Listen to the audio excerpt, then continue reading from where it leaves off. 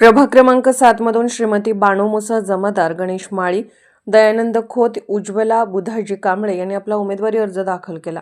सांगली मिरज कुपवाड महापालिकेवर भाजपचेच कमळ फुलेल, विकास भाजपानेच केला, आमदार डॉक्टर सुरेशभाऊ खाडे।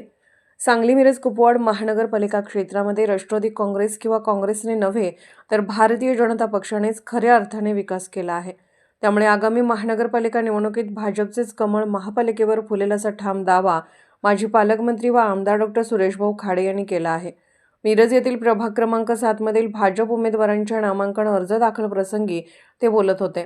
यावेळी माजी नगरसेवक गणेश माळी, श्रीमती बाणू मुसा जमादार, दयानंद खोत आणि उज्ज्वला बुधाजी कांबळे यांनी भाजपकडून उमेदवारी अर्ज दाखल केला। यावेळी युवा नेते सुशांतभाऊ खाडे, ज्येष्ठ नेते सुरेशबापू आवटी, फारुख जमादार, नितेश कांबळे यांच्यासह मोठ्या संख्येने कार्यकर्ते उपस्थित होते।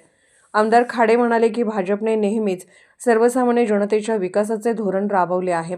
कोट्यावधी रुपयांचा विकास निधी देताना कोणताही पक्ष, जात किंवा धर्म न पाहता सर्वांगीण विकासावर भर देण्यात आला।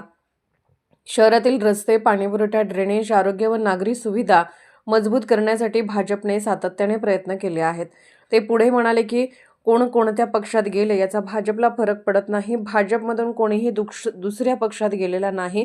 भाजप संघटनात्मक पद्धतीने सिस्टीमनुसार काम करत असून स्वबळावर सर्व 78 जागांवर निवडणूक लढवत आहे। या निवडणुकीत नागरिकांचा विश्वास भाजपवरच राहील आणि सांगली मिरज कुपवाड महानगरपालिकेवर भाजपची सत्ता येईल असा विश्वासही त्यांनी व्यक्त केला। भाजपच्या विकास कामांमुळे आणि संघटित ताकदीमुळे यावेळी महापालिकेत कमळ फुलणार असा विश्वास उपस्थित कार्यकर्त्यांनीही व्यक्त केला।